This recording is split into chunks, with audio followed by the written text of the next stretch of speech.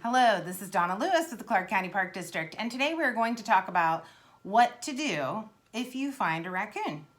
So this time of year, we're finding a lot of babies around kitten size, maybe mom's not around, or we're having issues with mom being somewhere where we don't want her. Raccoons seem to get themselves into a lot of trouble because they are a smart animal and have a big brain. They can figure things out, and it's very frustrating for humans because how did they get in that trash can? How did they get in my attic? Why are they in my barn? It was locked. So raccoons can do a lot of things. We don't understand how they can do it, but they're very smart, very nimble, very curious and playful.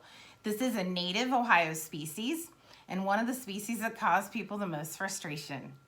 But they are a very cool species. Look at the mask that they constantly wear, and they always wash their hands. So pretty smart. But a lot of times they're places we don't want them. So maybe in our attics, maybe we see them outside and we're worried, what's wrong with them? Because they are nocturnal. Maybe they're stuck in a dumpster. So what if they're stuck in a dumpster? Get a board, try to help them out a little bit. Put it angled in the dumpster so they can climb out of that dumpster. So they need something to get out. Sometimes it's nighttime, they're like, whoa, we smell those french fries in that dumpster. They got to get in there. Then they can't find a way out. So it's nice for us to help them out a little bit. It might be a mom that needs to get back to her babies, and we don't want anything to suffer in a hot dumpster. So another thing, people see them out during the day and they get worried like they might be sick. Well, mom will come out of her den to use the facilities. Okay, she has to go to the restroom sometimes, and to find food. She needs a little break from the babies when they're sleeping, and so she'll go and find food when they're sleeping during the day. If a raccoon's walking around like she has a goal in mind, she's foraging, she looks like she knows where she's going, she looks pretty normal, don't worry about it. If it's kind of teetering, just kind of sitting there, just swaying back and forth, it doesn't look like it's feeling too good. We can all recognize that pretty well. There might be something wrong with it. Distemper does affect raccoons in Ohio. Now, rabies is usually not a big problem around our area, but raccoons are rabies vector species, so it's very important to be careful and not to just go pick up a wild animal of any kind. But raccoons do have some pretty good sharp teeth that they can bite us with, and we don't want to get sick from that. So we have to be careful. So if we don't know what to do, it's a good idea to call somebody like Bruckner Nature Center or your Division of Wildlife officer, and you can give us at the park a call, and we can help out as well, just give you some advice on what to do. Now, it's baby season, so mom usually has about 3 to 4 kits about around March, April. So right now, they might be about kitten size, so maybe a little smaller than this. Some might be this big if they were born early March.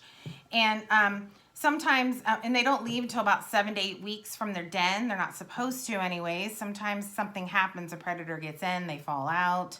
Maybe their client, they wandered out of the nest somehow. It's hard to say. They don't leave really the den until about 10 weeks, 8 to 10 weeks, and then they're kind of foraging on their own, but mom's usually still around. And then by about 4 months, they're usually on their own. So what if you find a little one at the base of the tree? Somewhere you think, this raccoon's too small, it shouldn't be out there on its own. So the best thing to do is find the nearest place where it could have come from and put it in a reuniting box. So put it in a box with some soft towels and a warmed water bottle wrapped in a towel. Maybe something to cuddle with, some cushy little towel or receiving blanket or something like that. You can also use a carrier. So you want to leave the door off, and you can put them in a carrier like this. This is kind of large. I use it for a lot of things, but you can also use a smaller one, like a cat-sized carrier.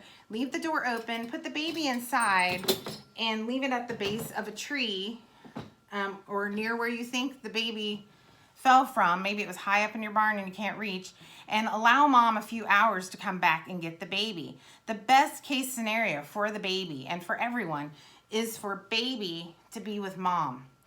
It probably has about 3 other siblings around unless something happened to them.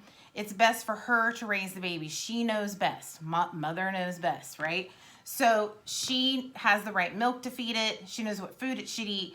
We as humans, unless we have a license to rehab wildlife, we shouldn't have a raccoon. So the best thing to do is to get this baby back with mom. So give it a few hours, and if mom doesn't come back, then give the Division of Wildlife or Bruckner Nature Center a call, see what you could do. You could give us a call. We can give you some advice. Bruckner can give you some assistance in some way, but they do not rehab baby raccoons. These guys are a big job. It's almost like having 4 toddlers at the same time. So they're a lot of work. So leave it to the rehabbers. And the best thing to do is leave it to mom. Try to get mom back with the baby first. So that's the best case scenario.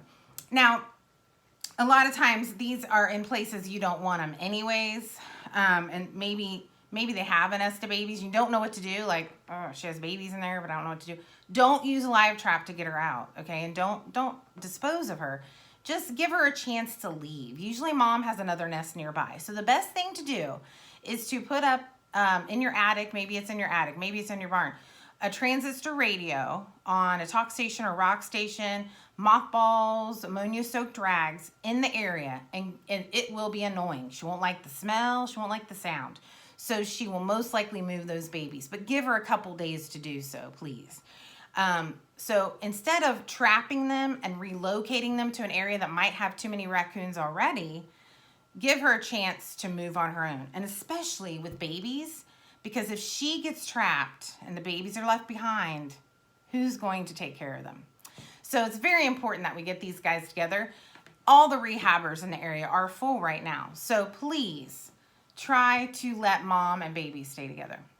All right, please let us know if you have any questions. You can email me at dlewis@clarkcountyparks.org.